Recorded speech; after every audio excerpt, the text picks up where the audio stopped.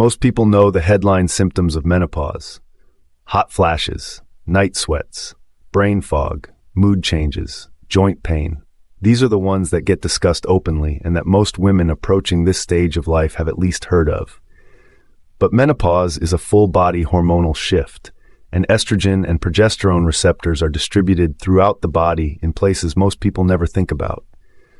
Recent research has uncovered effects of menopause in 3 unexpected systems, and understanding them matters because they can be mistaken for unrelated problems, go unaddressed for years, and in some cases lead to serious long-term consequences if left untreated.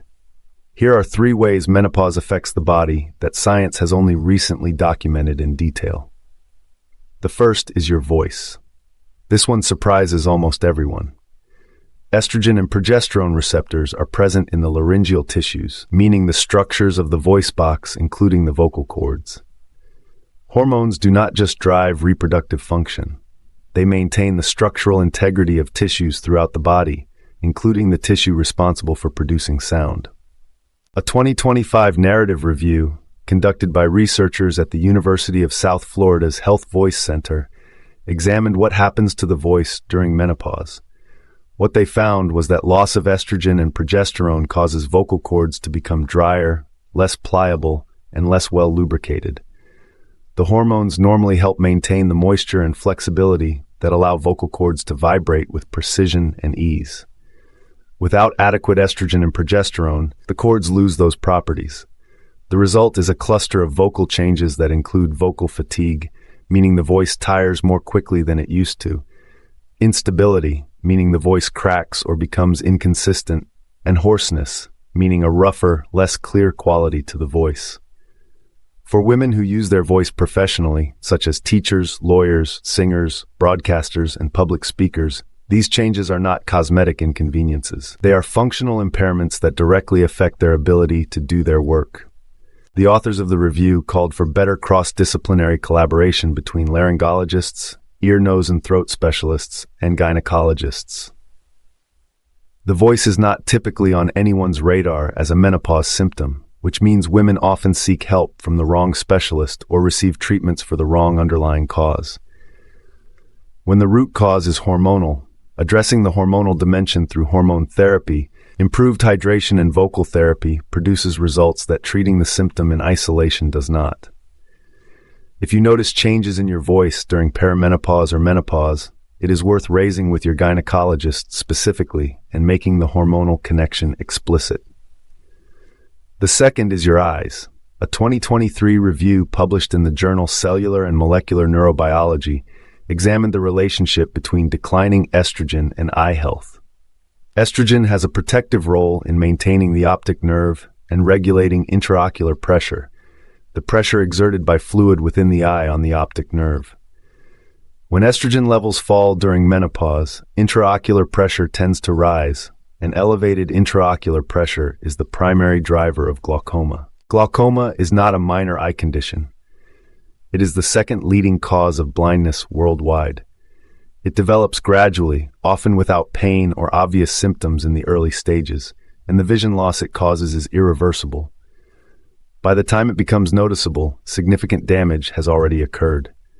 This is why glaucoma screening is critical, and why the finding that menopause increases glaucoma risk should be taken seriously as a clinical consideration.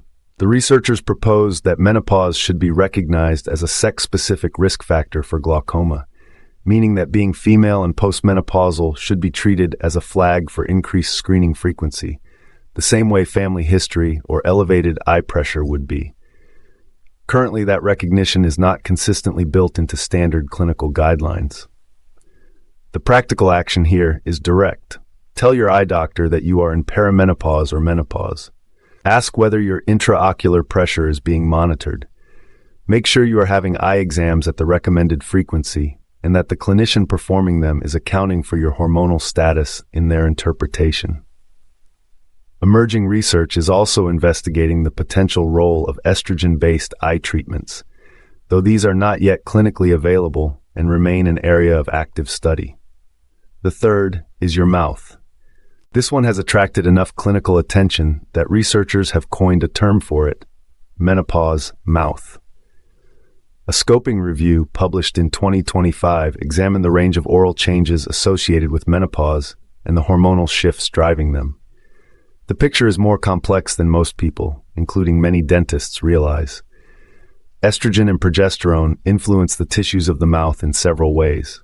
Declining hormone levels cause oral tissues to thin, which can produce pain and burning sensations in the mouth without any obvious injury or infection. The same hormonal shifts reduce saliva production. Saliva is not just comfort fluid. It is an active component of oral health. It maintains the mouth's pH within the range that keeps harmful bacteria from proliferating, delivers antimicrobial compounds to the oral surfaces, and supports the oral microbiome, the community of microorganisms that live in the mouth. When saliva production decreases, the mouth's natural defenses are compromised. The pH becomes more acidic. The microbial balance shifts. Women become significantly more vulnerable to periodontal disease, which is infection and inflammation of the gums and the supporting structures of the teeth. Periodontal disease is not just a dental problem. It is a systemic inflammatory condition with documented links to cardiovascular disease, diabetes complications, and cognitive decline. Tooth decay risk also rises, as does vulnerability to oral infections. The chief dental officer at Delta Dental of California has pointed out that women should be informing their dentists about whether they are in perimenopause or menopause specifically, so that dental care can be adjusted accordingly.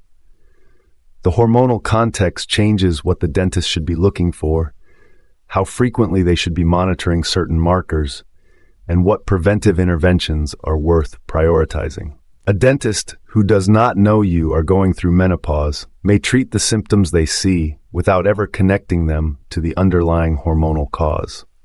The through line connecting all three of these findings is the same.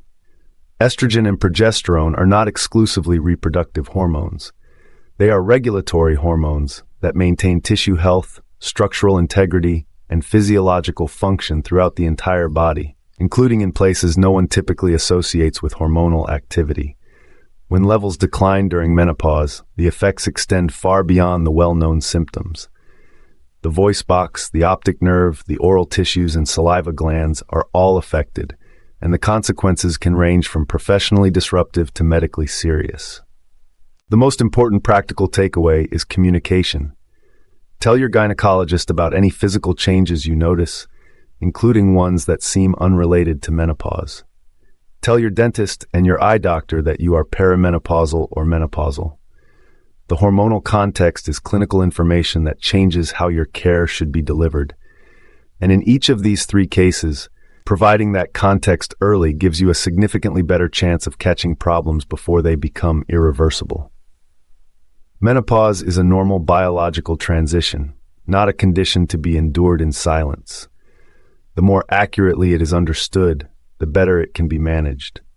It is also worth noting that the research covered in this video represents a relatively recent development in how medicine understands menopause. For a long time, the clinical picture of menopause was narrowly defined around reproductive symptoms and cardiovascular risk. The voice, eyes, and mouth were simply not part of the conversation. That is changing as more research examines the full distribution of estrogen receptors in the body and the downstream consequences of their loss. The clinical guidelines will take time to catch up.